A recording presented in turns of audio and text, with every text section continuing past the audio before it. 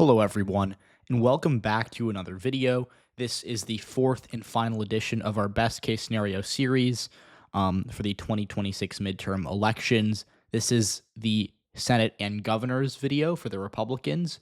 If you're interested in watching the House video, go check what I posted yesterday. And if you're interested in seeing the best case scenario for the Democratic Party, check my uploads from Monday and Tuesday. And again, these are not, as I always say in these videos, these are not my actual predictions. These are not the most likely outcomes, but they show us kind of the best potential scenario, the best possible outcome as of right now for either party. And so we'll start with the Senate map and we'll make our way over to the governor's map and we'll look at this scenario for the Republicans. Right off the bat, what do you notice? I think Republicans at best are going to gain 2 seats in the midterms, and those 2 gains are going to come in the states of Michigan and Georgia. There's a couple other states I want to talk about before we get into those because those are some of the closer ones. What you'll notice is that they hold on to states like Iowa, Ohio, Florida, Texas pretty soundly. And they also hold on to their seat in Maine pretty substantially. Susan Collins won by 8% in 2020. I think at best she'll win by maybe 10 or 11 next year if everything goes right for her. Right now, the Democratic Party is really having trouble finding a challenger to run against her. So that makes me just in general pretty bearish on Democratic odds there that no one seems to want to challenge Susan Collins. And so that means that on a really good night for Republicans, Collins could win, going away with it. And then going over to some states like Minnesota, New Mexico, New Jersey, these are states that are light blue. These are typically Senate races. And if you look back at the 2020 Senate elections, the Democrats won Minnesota by 5%, but that was with the legal marijuana now candidate getting another 5%. This was a pretty decisive victory. The Republican only got 43.5% of the vote. So it was a 5-point victory, but it really should have been larger for the Democratic Party. And then a state like New Jersey, where Democrats won by 16 in 2020, and then New Mexico is the closest by far. This was a pretty bad result for them back then. They only won it by 6%. But these are all states that are typically pretty blue, especially states like New Jersey, New Mexico, that on a good night for Republicans, I don't think would flip, but would narrow up, especially New Mexico and New Jersey, because Minnesota, Democrats have a pretty good bench of candidates there, and Republicans don't really. But in New Jersey, this is a state that Donald Trump did 10% better in compared to 2020 last year. So it's definitely got the right trends for the GOP. New Mexico, the Democratic incumbent here, Ben Ray Lujan, didn't do that well last time. It was his first time running, so maybe he'll run a better campaign this time, but he didn't do all that great. He underperformed Joe Biden on the same ballot by 4 points. So overall, I don't think these seats are really at risk of flipping away from the Democratic Party, just because, again, this is a Trump midterm, but it's worth taking a look at. And then finally, New Hampshire is the one I really debated here, but I ended up keeping it in the Democratic column just because in Senate races, New Hampshire actually tends to be a lot bluer. In 2022, Maggie Hassan won by like 9%. In 2020, Jean Shaheen won by 16%.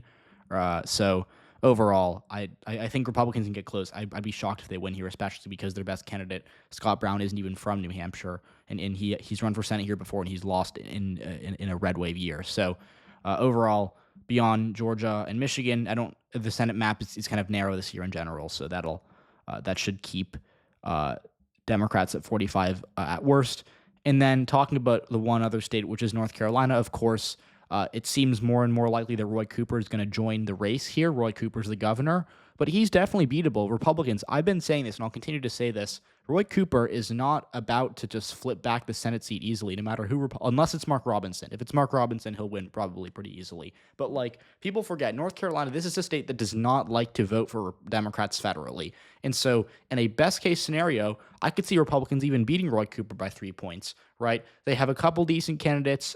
I get that Roy Cooper is a strong candidate for the Democrats, but we talk about the 2022 electorate in the state. I thought Sherry Beasley on the Democratic side ran a pretty good campaign, and the last time that was last time we had a midterm, and Democrats struggled not because they did poorly with white voters, but because the black electorate in the state dropped a little bit. That hurt Beasley. That's why Democrats lost that Senate race, despite the fact that they actually did a lot of things right. So overall, you look at 2026, it's possible that Roy Cooper runs a good campaign, but if black turnout is bad, and if Cooper doesn't make the gains necessary in the suburbs, it's still a tall order. I could see Republicans winning this seat by a bigger than expected margin. So then finally, let's talk about the 2 pickups. We'll start in Michigan. I think this actually is one people are really sleeping on for Republicans. Donald Trump won this state. It well, it wasn't like a huge victory, but it wasn't that close either. He won it by a full point and a half, so it was a lot less close than 2016. And the Democratic Party has a real problem in the seat. And it looks like they have four main candidates. They have Joe Tate, who's the former Speaker of the House of Michigan, so he's a state legislator. They have Mallory McMorrow, who's another state legislator. They have Haley Stevens, who's a representative from suburban Detroit from Oakland County. And then they have I think the former Wayne Public Health Commissioner Abdul El Sayed, who has not won a statewide election and has ran before and not done that well in primaries. So I don't think that any of those four candidates are that great for Michigan Democrats, considering. Oh, whoops! I just touched my pens. I don't think any of those candidates are that great for Michigan Democrats, considering the fact that, and like this is a really important thing in politics. It's being able to recruit from your bench, and by bench we mean the politicians you have in that state who have name recognition. Democrats hold the governorship in Michigan. The Attorney General statewide, that's a Democrat. The Secretary of State, Jocelyn Benson, is also a Democrat. She's running for governor. So Democrats have three statewide officials who won decisively in 2022, who seem to be popular.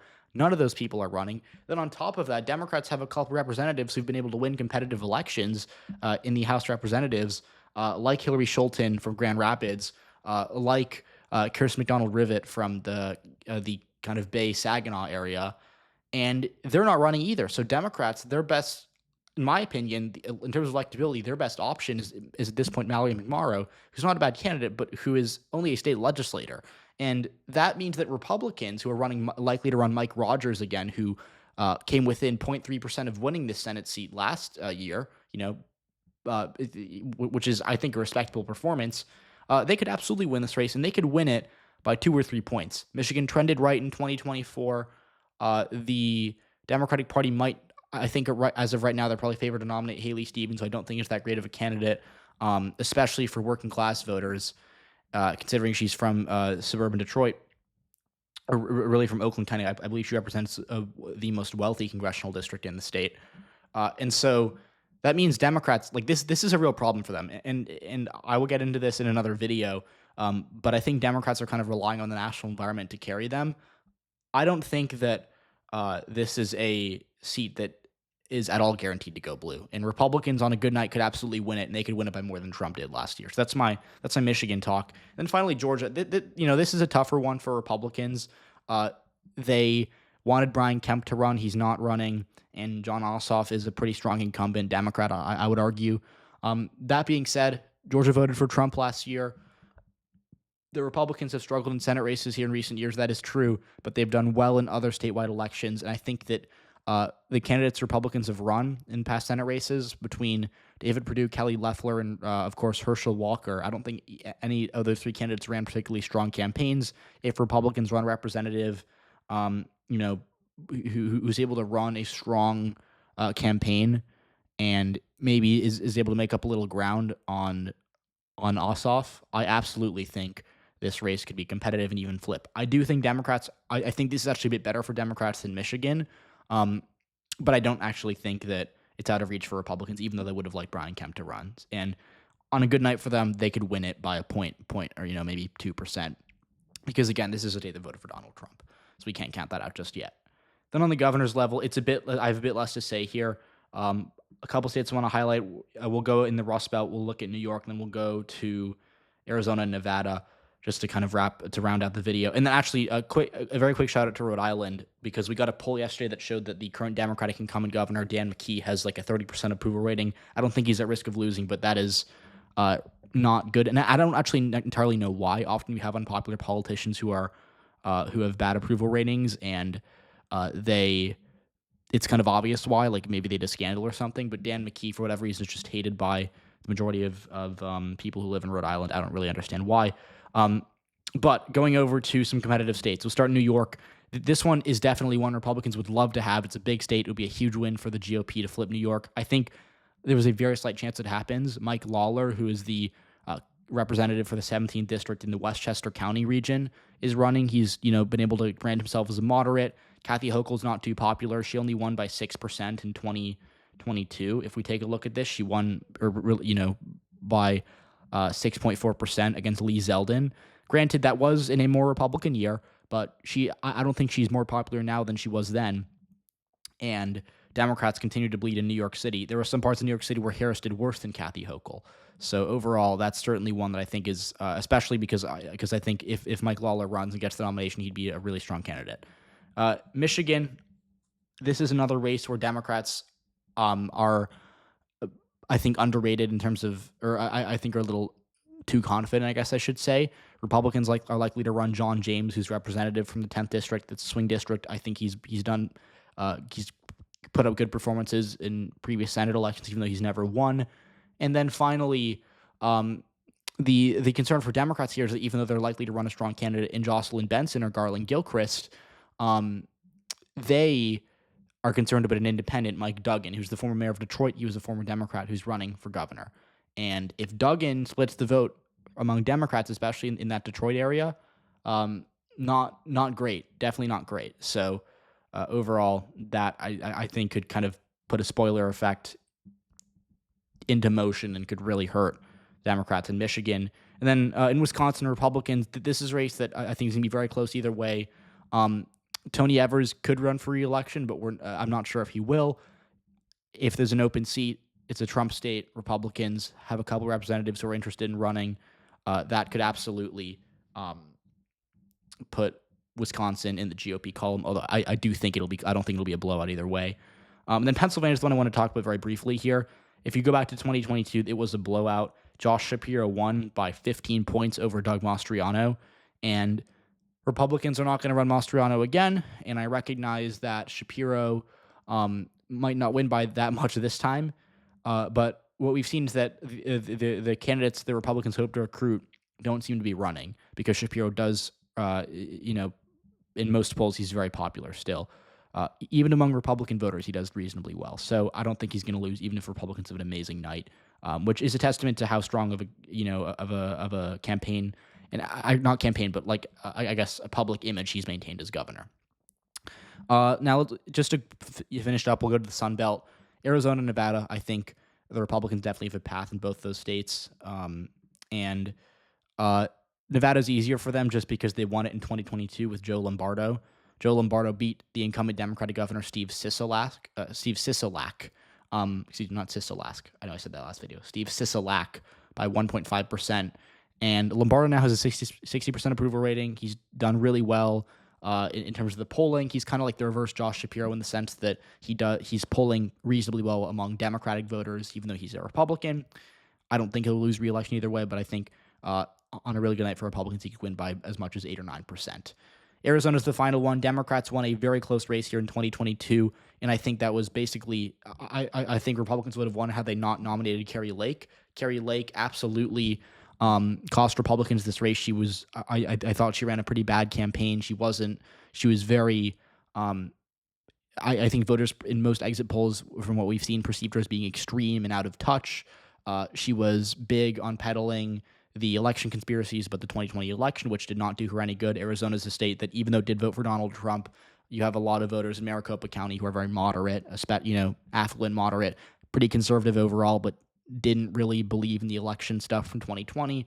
Democrats capitalized on that, especially in the year 2022, in the immediate aftermath of the 2020 election. Republicans have a better bench this time. They might even run Karen Taylor Robeson, who lost the primary to Kari Lake.